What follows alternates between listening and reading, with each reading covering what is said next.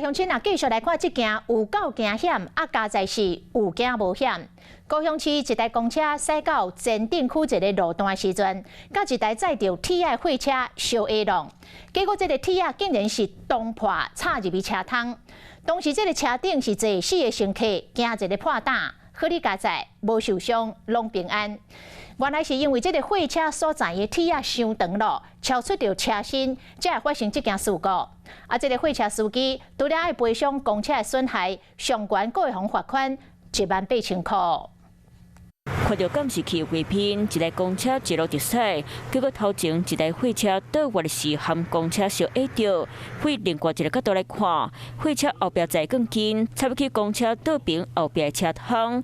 这个车祸就发生在昨下晡4点46分，高雄市前镇区瑞隆路摊边有一个建案，当时货车就是要驶入去工地内底。在地啊，在地啊，无按要转弯无，就叫阮工地内底嘛，啊，种无对着公车安尼。那这一个洞嘣一声，路边的店家拢撞出来看。你退后啊，伊唔知公车到位啊啦，搭钱落安尼啦。公车倒边后边的车窗破2大孔，玻璃落伫咧公车内底。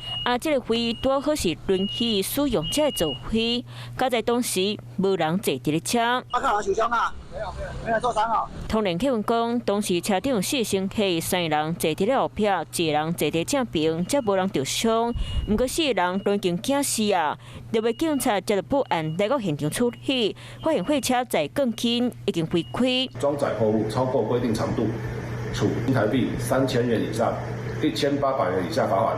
好了，货车司机除了交通违规罚钱，对公车的毁损嘛要赔偿，了钱是一回事，但是更紧插入去公车内底造成死伤，安尼就真害。